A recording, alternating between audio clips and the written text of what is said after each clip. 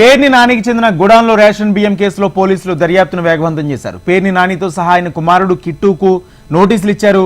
ఈ కేసులో పేర్ని నాని సతీమణి జయసుధ, ఆమె వ్యక్తిగత కార్యదర్శి మానస తేజ నిందితులుగా ఉన్నారు. తమ దర్యాప్తుకు సహకరించాలని పోలీసులు నోటీసుల్లో కోరారు.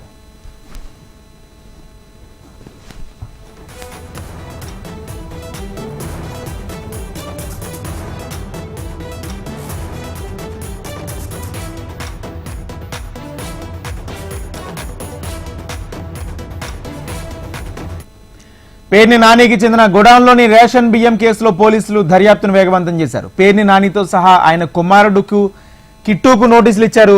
ఈ కేసులో పేర్ని నాని సతీమణి జయసుధ, ఆమె వ్యక్తిగత కార్యదర్శి మానస తేజ నిందితులుగా ఉన్నారు. తమ దర్యాప్తుకు సహకరించాలని పోలీసులు నోటీసుల్లో కోరారు.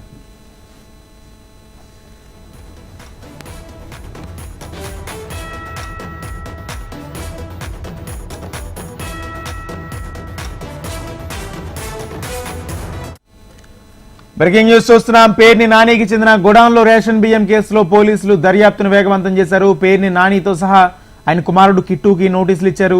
ఈ కేసులో పేర్ని నాని సతీమణి జయసుధ, ఆమె వ్యక్తిగత కార్యదర్శి మానస తేజ నిందితులుగా ఉన్నారు. తమ దర్యాప్తుకు సహకరించాలని నోటీసులో పేర్కొన్నారు పోలీసులు.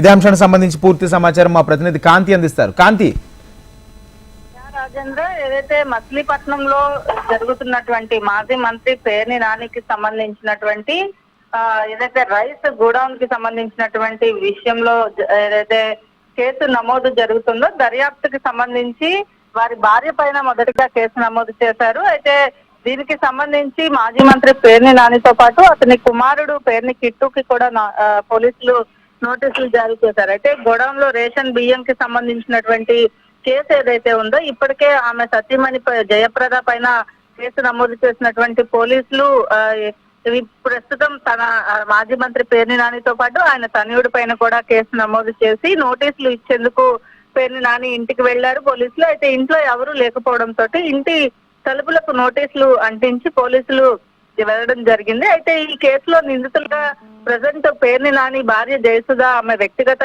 కార్యదర్శి అంటే పిఏగా ఉన్న మానస తేజ కూడా కేసు దర్యాప్తుకు సహకరించాలి అని చెప్పి నోటీసుల్లో కోరినట్లుగా ఉంది. అయితే మధ్యాహ్నం ఈ రోజు 12 గంటల లోపు పోలీస్ స్టేషన్ కు వచ్చి వాస్తవ విషయాలు చెప్పాలని, అయితే అందుబాటులో వాళ్ళకి ఏవైతే గోడౌన్ కి